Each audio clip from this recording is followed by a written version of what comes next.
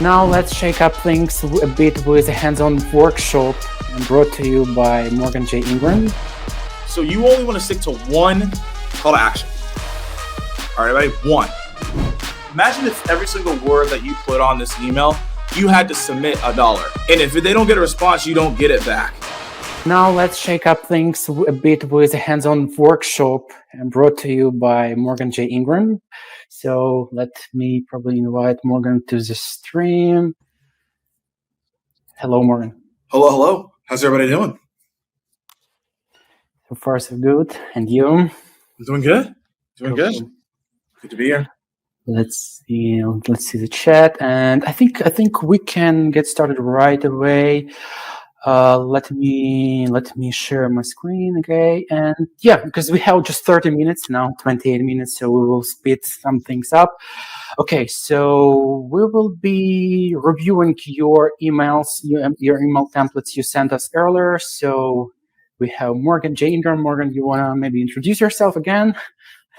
Yeah, no, absolutely. So hope everyone's doing great out there. And I'm Morgan J. Ingram, and I create a good amount of content on top of the funnel. I've been an SDR manager, and have trained teams on top of the funnel, Slack, Salesforce, Google, Zoom, you name it. I've trained them on how to do this. So I'm excited to dive in this with you all today. Awesome. So, okay, probably I forgot to add one slide. Just a second. I will update my presentation. Awesome. How's everybody doing out there in yeah, Nick, you know what it is. We got the mom mentality. I'm actually curious, for those of you all, as we get this out of, who is your favorite sports player? Now that we're here, who is your favorite sports player? It can be any sport. Doesn't really matter. It could even be curling if you like curling, but it can be anything. So for those of you out there, as we get this in order, who is your favorite sports player? I'm very curious. So hopefully we can get that here in the chat and we can get interactive here. But yeah, we're going to dive into some cold emails and go through them. So if you'll have any feedback you want to dive into, we can absolutely do that. But we got some people coming in here already. So we got Roger Federer. Roger Federer is pretty cool.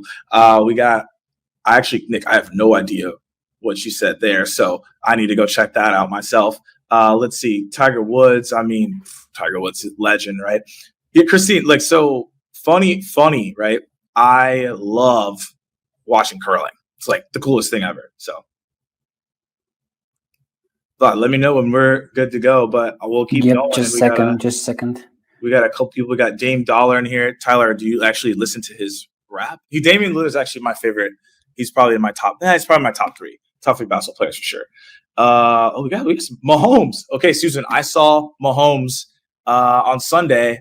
I'm out here in California right now for work, but I actually got to see the 49ers and Chiefs. Good game, and Mahomes was 400 yards. He killed it, so he was doing his thing.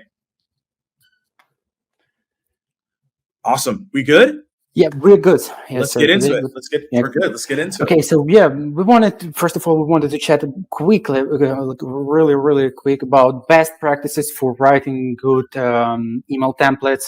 Great. Will Albert actually shared some of his best practices a few presentations ago, so we can repeat some of them. So, Morgan, you want to go through them or?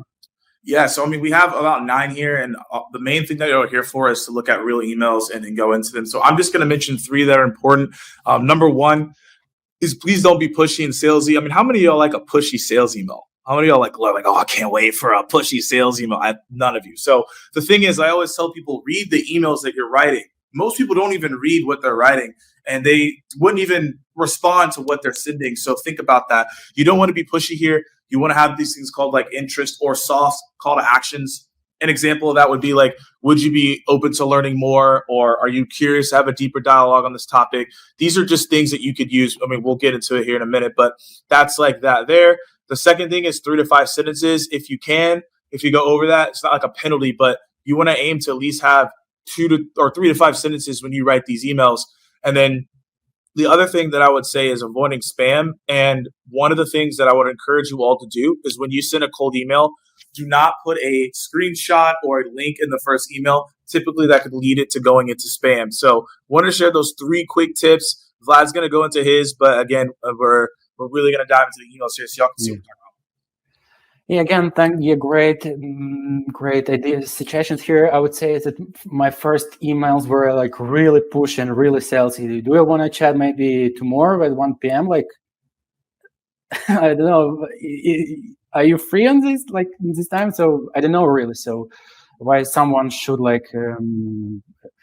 pick this time and just book a call with me? So yeah, don't be really pushy and salesy. Use soft CTAs. I would also say, what I really ask my SDRs, put yourself in their shoes.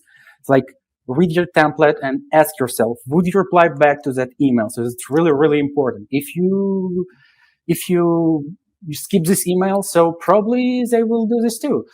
And yeah, do not pitch your services or products right away. Make it about them and just reveal interest. Just make sure, especially when it comes to outbound or cold outreach, just reveal interest. Don't sell your services right away. All right, so let's proceed with this email templates you sent us. I will quickly read them.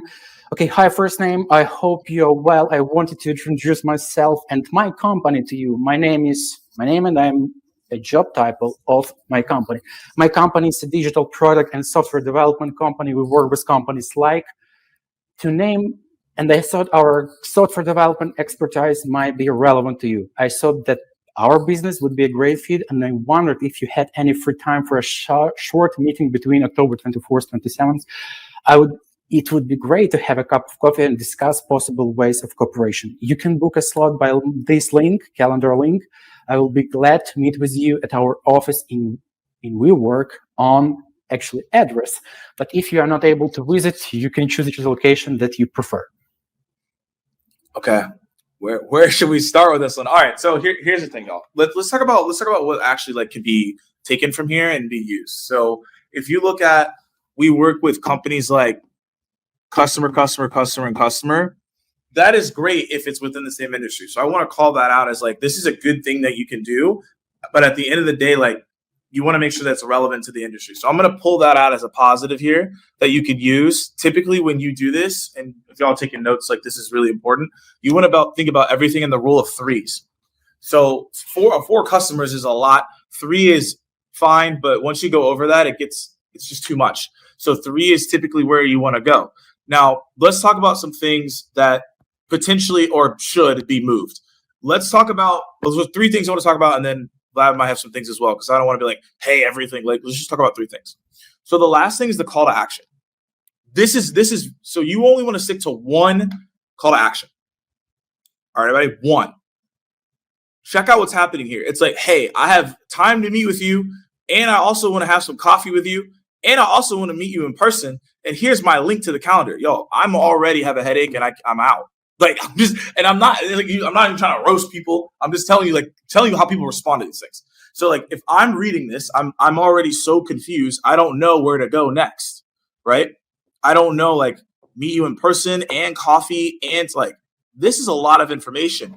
So you need to pick one of these call to actions that you're going to do. If you want to meet them in person, say, I want to meet you in person.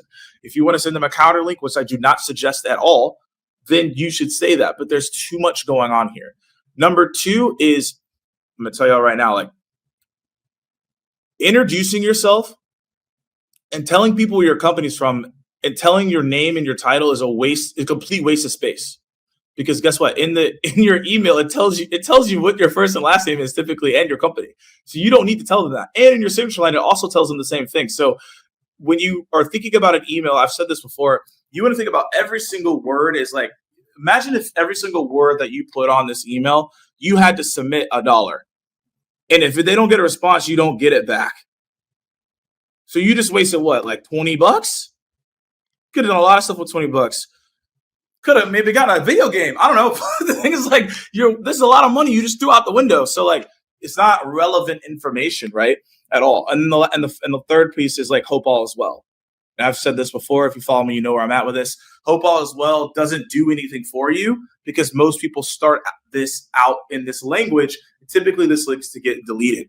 So, look, some of y'all are probably asking how I would reword this email. This is probably restarting this email because you would really just have to figure out, okay, let me lead with some type of insight here and then around what experience you found, which I'm trying to identify what that is here, but and then really pinpoint the companies and how you've helped them and add in a case study and then go to a call to action. And this could be a lot shorter, but I've said my piece. Vlad, what are you thinking?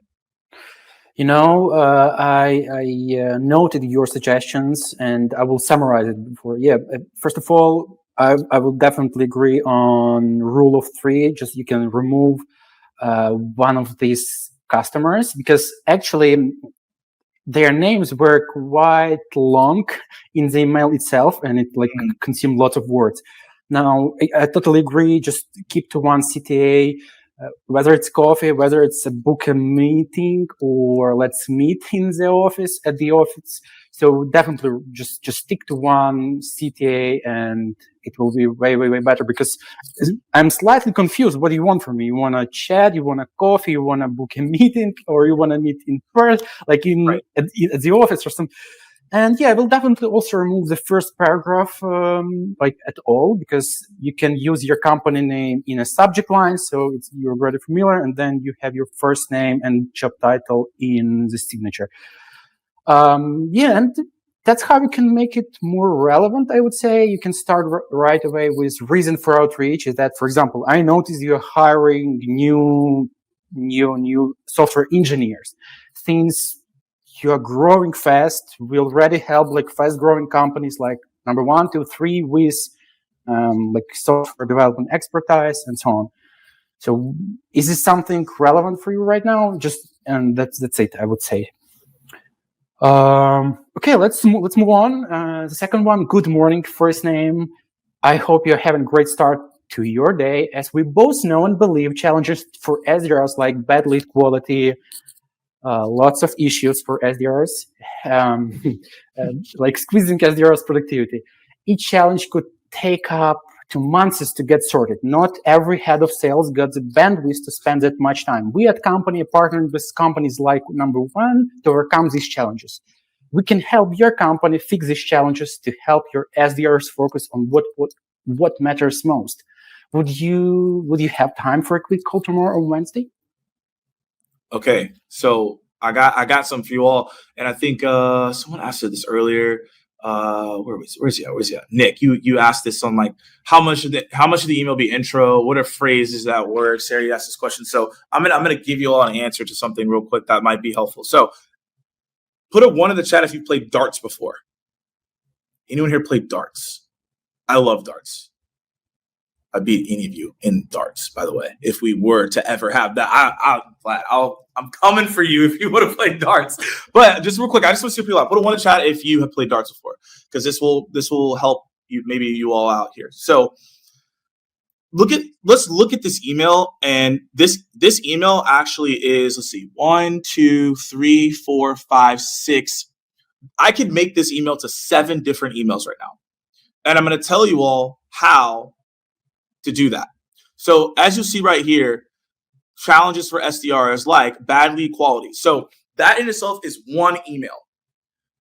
What you have to think about is an average person gets 100 to 200 emails a day on average, right? Obviously it can be above or below, but that's an average.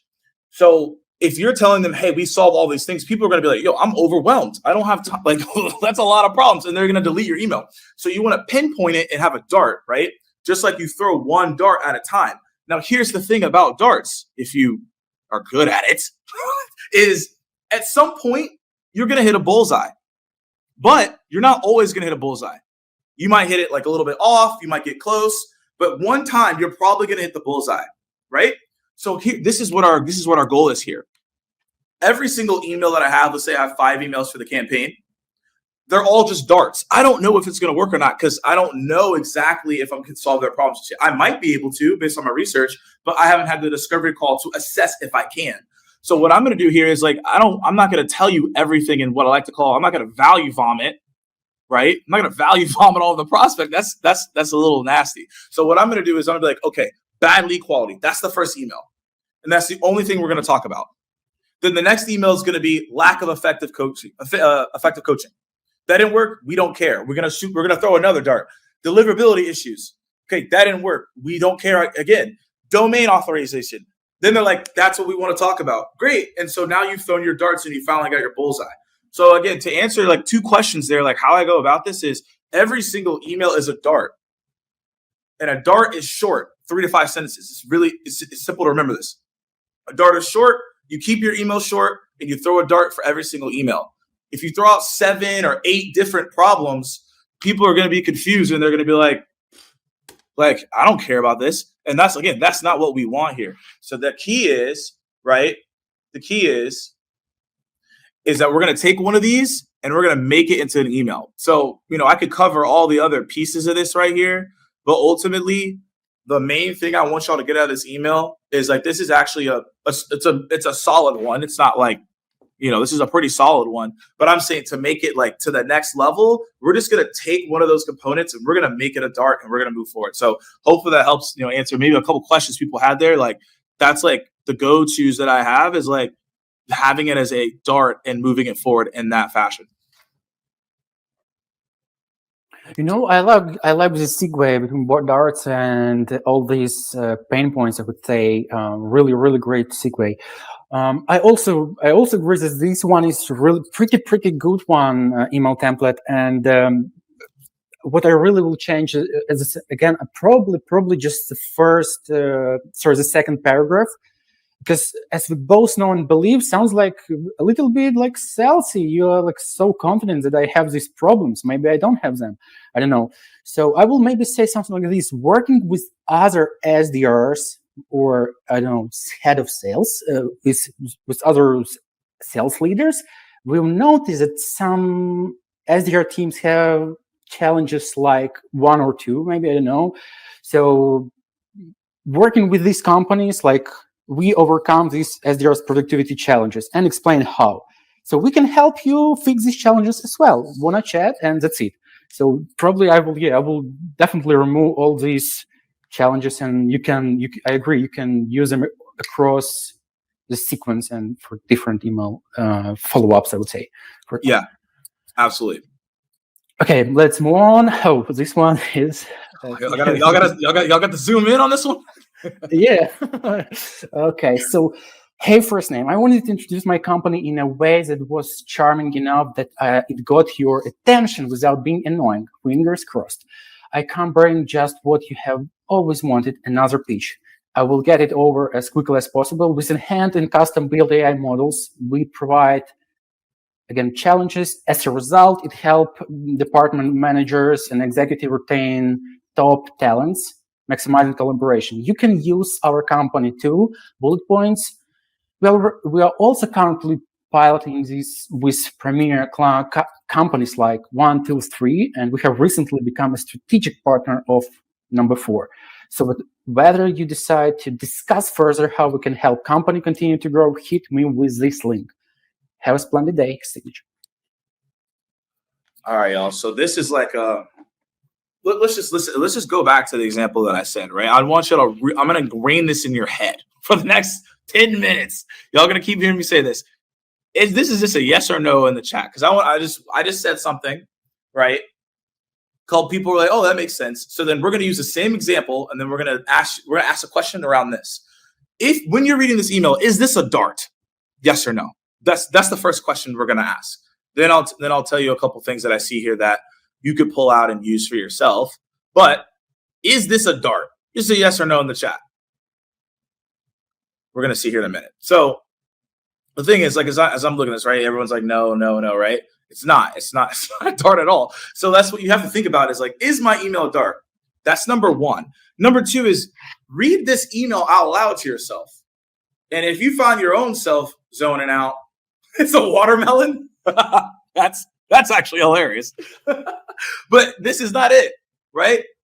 And I think how you say Rajir. Hopefully I'm saying that right and respecting that pronunciation. But you're absolutely right.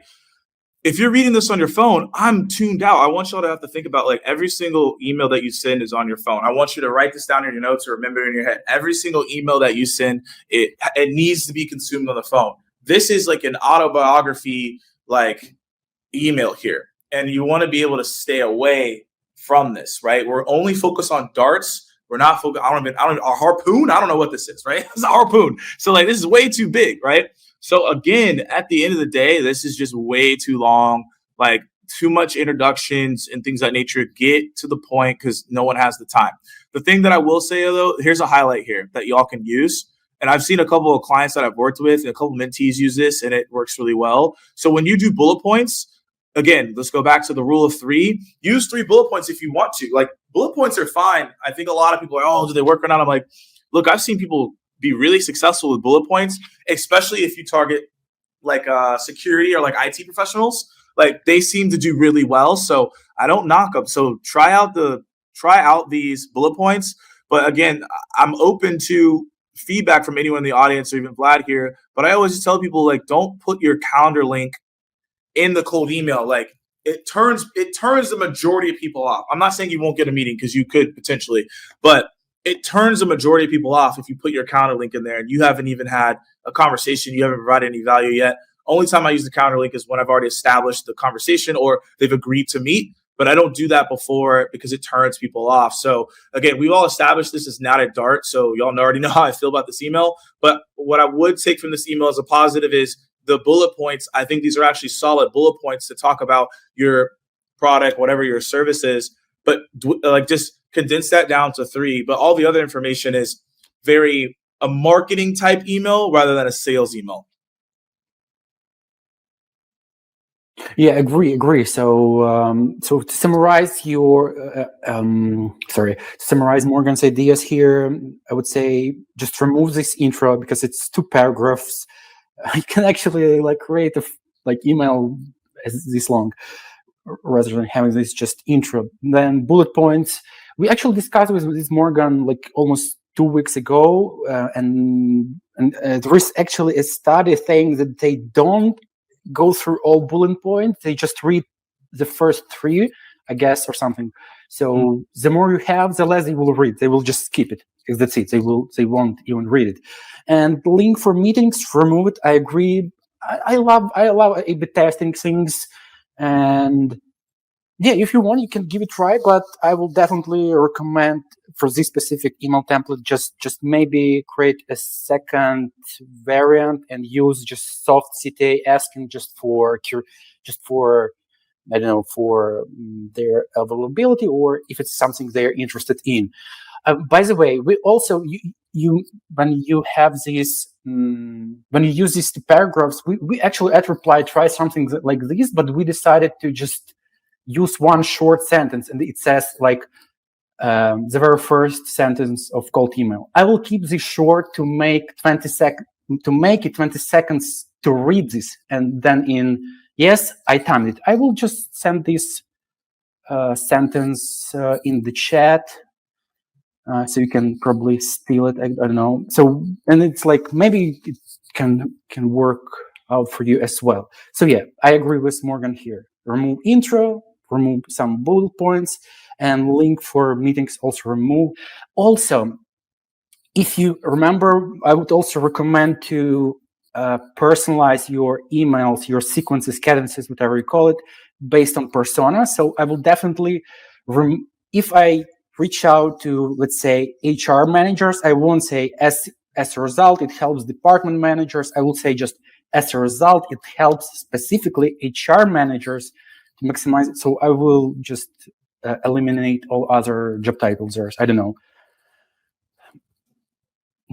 Okay. So next one. First name, Q4 is here. Are you ready for it?